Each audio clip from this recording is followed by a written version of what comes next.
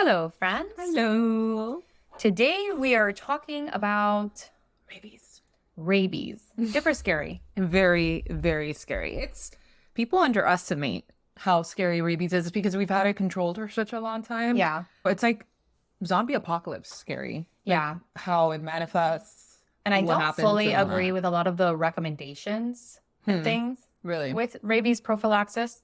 Basically taking medicine if you feel like you've been exposed or at risk. Because this is like a completely fatal disease that could be completely prevented with prophylaxis. Yeah. So if I have even the inkling that someone is exposed to rabies, I'm going to prophylax. Right? Yeah. So, okay, let's dive into it. Yes. All right. Let's start with the history of rabies. So in ancient time, actually, you start off with history. You always do the history. All right. Okay. Yeah. Typically, she starts, but since rabies has been around for as long as it's been around, or at least known for as long as it's been known, I wanted to throw in there some history. It's been known for thousands of years, right? So the earliest descriptions of rabies date back to ancient Mesopotamia and Babylon, okay? We're talking about like biblical, around 4,000 years ago. These early texts mention the fear and symptoms associated with this disease, especially in dogs and humans. In the Middle Ages, throughout history, rabies continued to be a feared disease. So during the Middle Ages, rabies was often associated with superstition and was thought to be caused by evil spirits. People knew that rabies was transmitted through animal bites, but they had no effective way to treat it. And then the major turning point in the history of rabies came in the 19th century when the work of Louis Pasteur, a French scientist, very famous. Very famous. Yeah, he was pivotal in the scientific world. So in 1885, Pasteur developed the first successful rabies vaccine. He created the vaccine by using a weakened form of the virus, which he tested on animals and then on a young boy who had been bitten by a rabid dog. The boy survived, and Pasteur's vaccine became a landmark in medical history. Yeah. I mean, he's like the vaccine guy. He is, truly. So then in the 20th century, rabies control efforts expanded globally. So vaccination campaigns for both humans and animals became more common. For example, in Colombia, rabies vaccination for dogs and humans began in the early 20th century, leading to a significant reduction in rabies cases. Similar efforts were made in other countries, including the establishment of rabies research institutes and vaccination programs in India during British colonial times. And then today, rabies is much less common in many parts of the world due to this widespread vaccination and public health effort. However, it remains a significant problem in some regions, particularly in parts of Africa and Asia. Modern strategies to combat rabies include the One Health approach, which integrates human, animal, and environmental health efforts to control the disease more effectively. And then, despite this progress, rabies is still a deadly disease. It is crucial to continue vaccination programs, educate the public about prevention, and improve access to medical care in areas where rabies is still prevalent. Yeah. So, nothing to mess around with. Yeah. And we'll talk about a little bit on like what exposure means and what is at-risk exposure. But can you imagine being Louis Pasteur in this? Like where medicine wasn't really known all that much. Yeah. And he's just like, I don't know what I'm doing, but we're going to try it. And can you imagine when that little kid survived? He must have been like, oh, thank the Lord. Exactly. But I mean, at that point, he knew, practically everyone knew, it was either like test us out or just let him die. He's going to die. Exactly. So it was like, well, maybe there's a chance it works, and it worked. Can you imagine when he that it worked? I can't even. It's amazing what he did and how far we've come with all of this. Yeah. So, all right. So let's talk a little bit about like the actual rabies virus. Okay. So rabies is a serious and deadly disease caused by a virus which belongs to the lyssavirus genus that affects the brain and nervous system. It's classified as a zoonotic disease, meaning it's transmitted from animals to humans. So rabies is super scary, and we'll dive a little bit more into it. It just reminds me of my virology days. I'm sure. So, funny story is that the teacher that taught virology is the same one that taught that parasite class that you took. Really? Yes. Oh, I forgot love his him. name. Sharp, right. So he taught virology. But in the parasite class, he was known to be more like fun and kind of laid back. So everyone was like, oh, he's teaching virology. Yeah. So we're going to go and do virology. But little did we know that viruses was his thing. That's what he studied. It was parasites. So go figure. I thought he was a parasitologist. I don't think so. Oh, okay. Well, I mean, I may have been wrong. I don't know. That was eons ago. Yeah. Or maybe I'm thinking about the wrong guy. No, I think I'm thinking about the wrong guy. Yeah, because there was another person that taught parasitology. I took parasitology with Victor. Which was sharp, and I know exactly because I remember him exactly with his pulled back hair and everything. So, no, but there was another instructor that also taught parasitology, and he wasn't that bad either. But everyone was like, oh, you know, he teaches virology. Let's go ahead and take virology. But viruses were his thing. Yeah. So, and I thought virology was going to be like learning about like these diseases, right? No, ma'am. Oh, boy. It was not. Oh, boy. It was literally learning the biology of viruses, right? So. All in the name. You would expect that I should have known that, right? I did not. I did not know that. I thought it was going to be a cool virus class, just like everyone else. I still remember the cover of the book that I had to buy. That was hard AF. Virology was so hard. We had to learn every genus of viruses out there, okay? Every genus. The way that they replicated, was it a DNA virus? Was it an RNA virus? How did it replicate inside a cell? What machinery did it use to cause infection? How it was... Listen. A lot. I wanted to cry. Yeah, I wanted to cry. I remember in that class. I actually so vividly remember us walking from like somewhere where the gym was and like we're walking past a lake or like whatever.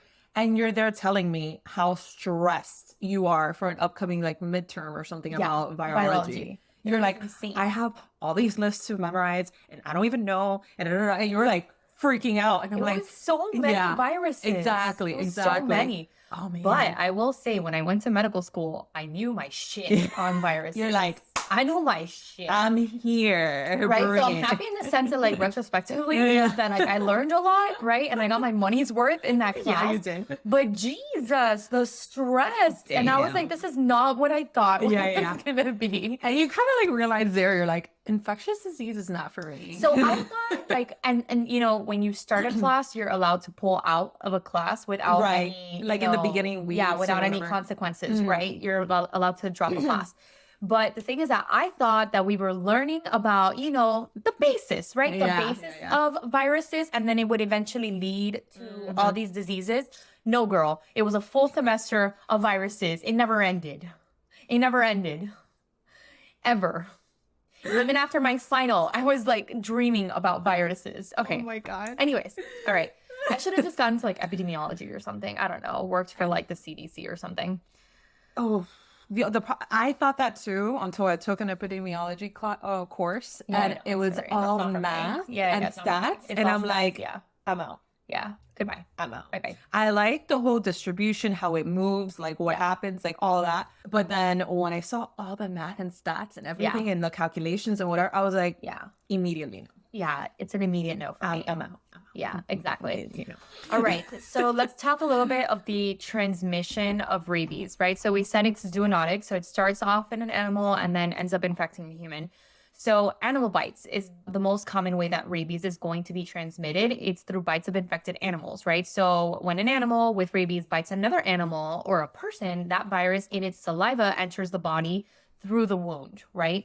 So another way that you can get rabies is by scratches and open wounds. So rabies can also spread through saliva of an infected animal that gets onto an open cuts or scratches of the skin. This means that even if the animal didn't bite you, but scratched you, and the saliva gets into the wound, you do have a risk of infection. Yeah. Licking. This is the one that I was like, oh, can you imagine? You have like a cut and an animal comes and licks you and that's it. Like rabies. Yeah. So again, infected animal licks a person, broken skin, mucous membranes, mixing of the saliva and the viruses, infection. Okay? I wish everyone can see me right now. It's like doomsday. Well, they will. And like whoever's watching a movie. I'm playing Yvette. Has like a burn on her ankle, and some little rabid dog comes and licks me, and I die. The thing is that a rabid dog, when the dog is rabid, they're not just gonna go to you and go okay, I'm out. No, And but then like, what they're happens if the dog isn't presenting with symptoms yet? well, yeah, that's true. Right? And That's it just true. comes and says, oh, you're like, so cute. But it licked my wound, right? And you can't clean it because you have to walk home or something. I don't know. I have a movie playing in my head. It's happening. I died. I died in the movie. Okay. Carrying on. Okay. Common carriers. She had an Alfred Hitchcock movie playing. No, I literally just had a. I'm telling you, this is my PTSD from virology. I see that. 100%. I'm already. Thank God you didn't take My parasitology. blood pressure. No, I can't. Nope. I don't even want to think about it. I don't even want to think about it. Because I can't even say the words right now, guys. I like the word maggot to me. And it wasn't. Oh God, no. It wasn't too much about the maggot. No, so. just everything. Scabies, just everything about a parasite. Like the idea of another animal living inside me, Feeding off of you. just feeding off of me is nasty. You don't even know it's there. And you don't even know it's there.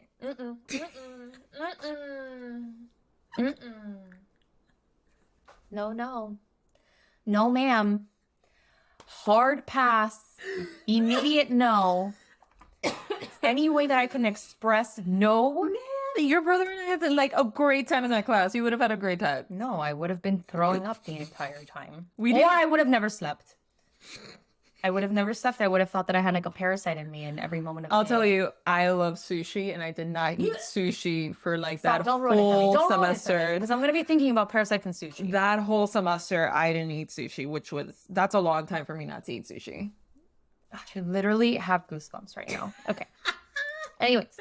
Okay, All right. so let's talk about the common carriers Yeah. of rabies. So the animals most commonly associated with spreading rabies is going to be, I don't know, to me, I think of like a dog or a bat, right? So obviously the domestic dogs. So they Bats are are so cute. responsible. Julia, That's very cute. first the lizard. Now a bat? Yes. Have you not seen? No, I don't want to see it either. fruit bat. Yeah, they're cute. They kind of They're look like a cute. rat, all right? No, they look like a rat. flying fox. They actually are called flying foxes. It looks like a flying rat. Look at it. I need Guys, I'm going to put a photo right here. I'm going to put it right here of what I'm talking about. Flying fox. I'm gonna say a fruit bat. It's cute. It kind of reminds me of Newman, but with wings. I'm just gonna exit this from my phone because I don't want to come back to it. I don't want to randomly look at my phone and then freak out. All right. Anyways, Julie thinks weird animals are cute. It's so ugly that it's cute. No thanks. No thanks. The next thing you're gonna show me is that like a praying mantis is cute. Don't even go and tell me that a praying mantis is. Have you seen the orchid-looking ones? Nope. Nor do I want Look to. at it. No, Yes, no, yes. no, Julie. That's where I cross the line. That's where I record cross with the my line. phone. I'm not. That's where I I have cross the my line. iPad. Nope. I don't want It it. looks like I don't a want it. flower. I don't want it. I don't want it. I don't want a flower because then every time I look at an orchid, I'm gonna think it's an animal that's about to attack me. Because that's what it does. The praying mantis prays until it attacks. They do that to other males. They decapitate it once it's done. They don't do anything to humans. I don't want it. I don't want it. All right, so we're gonna go back to the dogs. Okay.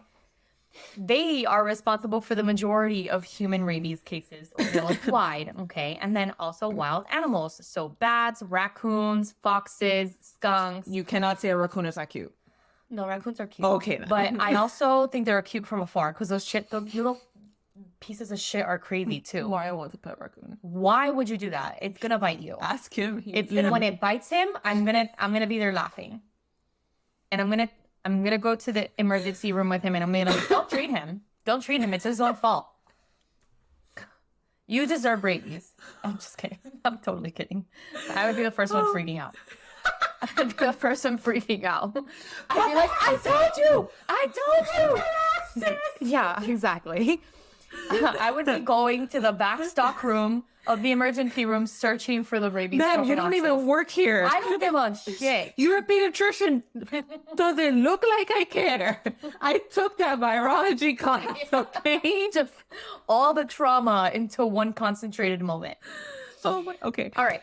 Unhinged. Okay. I love it. Yeah. All right. So geographical variations. Okay. So in some regions, specific animals are more likely to carry rabies. For example, in certain areas, rabies is more commonly spread by bats and other wildlife.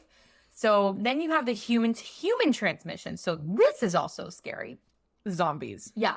While extremely rare, rabies can be transmitted to human through organ transplants or if the donor was infected with a virus. So if bitten or scratched by an animal, it's crucial to seek medical attention, basically to rule out the fact that you may or may not have been exposed to rabies. So post-exposure prophylaxis is really important. And then this can obviously prevent the virus from causing illness. And a lot of counties like Miami-Dade County, you are mandated to have your dogs rabies vaccinated. Oh yeah. And they will fine you. They will, And they will find you and find me. That's what I was gonna say.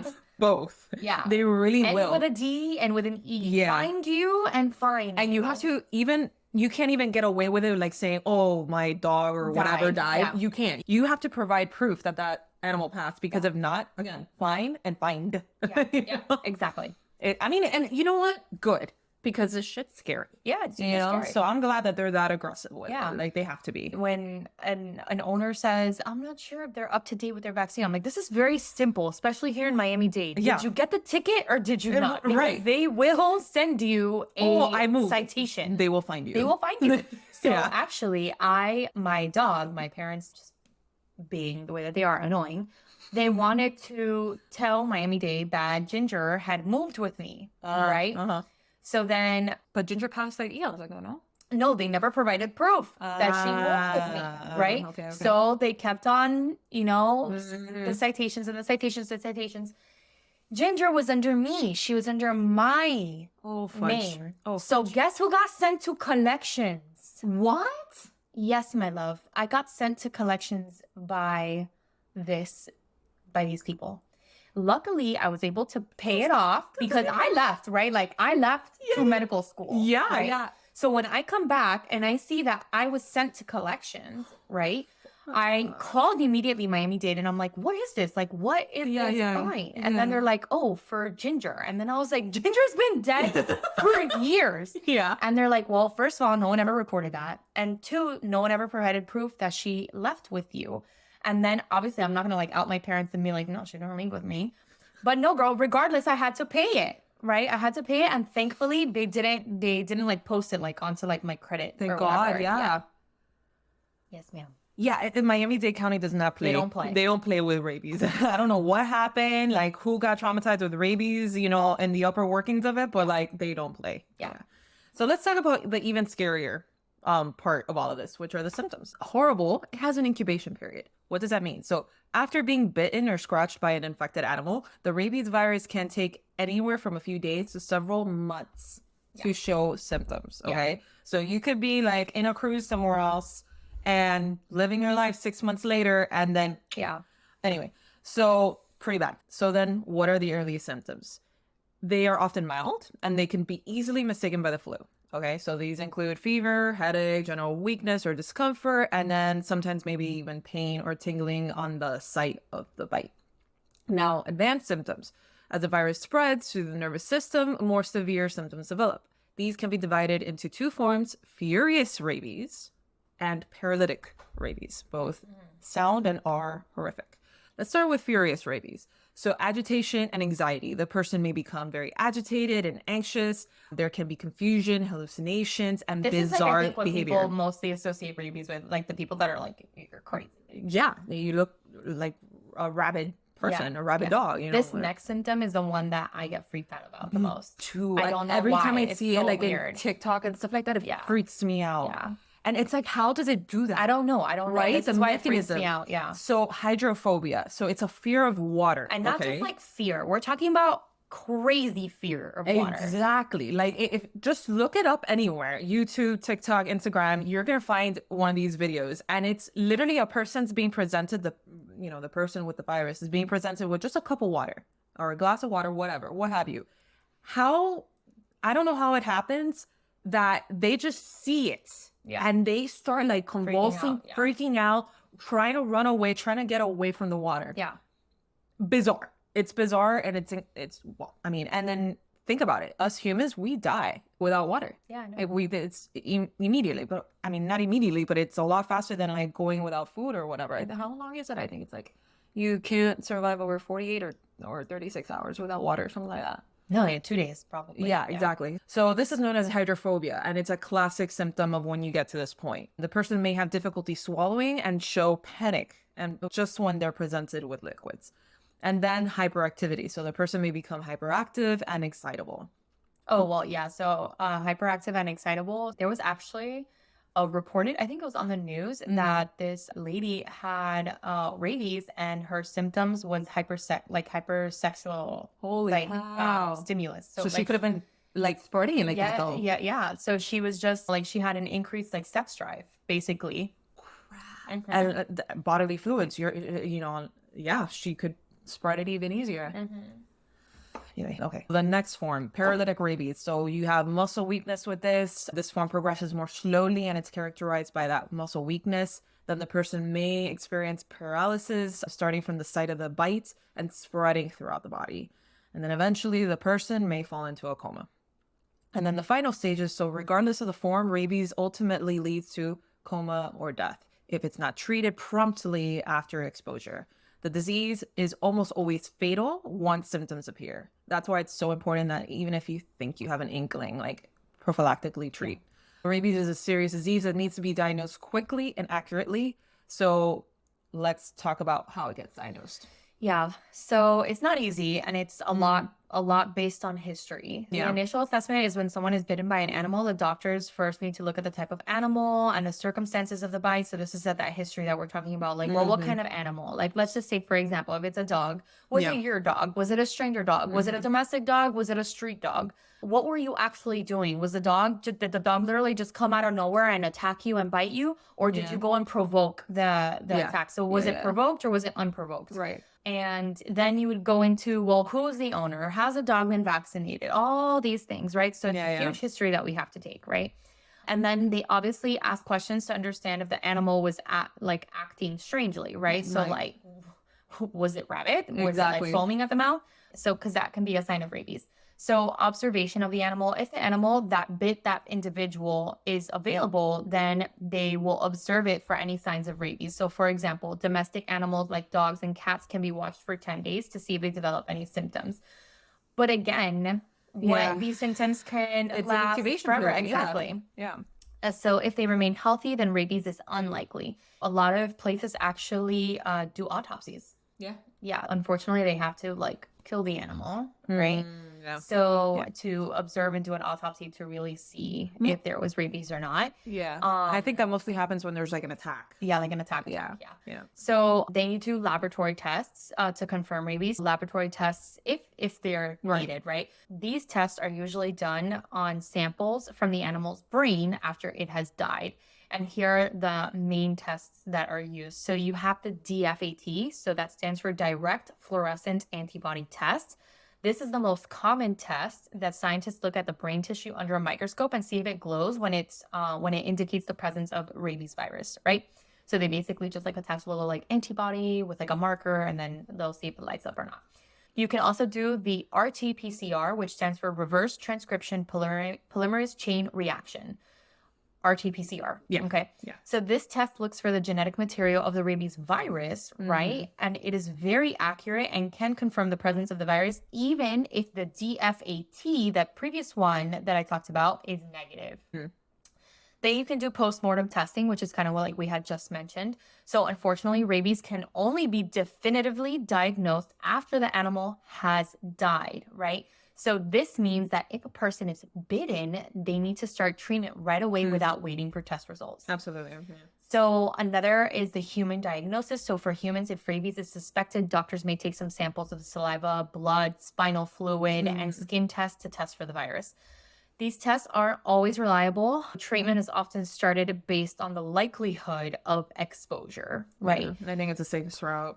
Yes. Importance of the timely diagnosis. Quick and accurate diagnosis is crucial because once the symptoms of rabies appear, the disease is almost always fatal. This is what we were talking about at the beginning of the video. If I think that there's any exposure of rabies, you prophylax. Do not pass go. I'm not going to wait for you to present symptoms. Exactly. Okay? Just early diagnosis helps ensure that people who have been exposed can receive necessary treatment to prevent the disease from developing. So Obviously, it's huge to prevent it, but how do you treat it? So immediate action, as we've kept on saying. If you are bitten or scratched by an animal that may have rabies, it is crucial to act quickly. Wash the wound thoroughly with soap and water for at least 15 minutes. This helps remove the virus from the surface of the skin. Next, medical attention. After you've cleaned the wound, seek medical attention immediately. A healthcare professional will assess the risk of rabies and decide on the next steps. Now we go to the treatment of it, right? So the post-exposure prophylaxis, PEP. This is a PEP.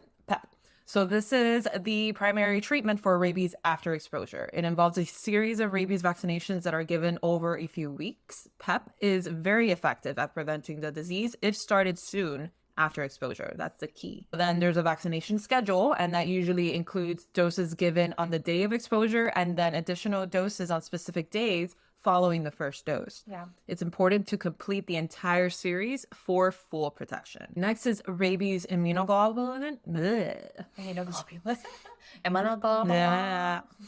Anyway, so in some cases, especially if the exposure is severe or involves a high-risk animal, doctors may also administer rabies immunoglobulin.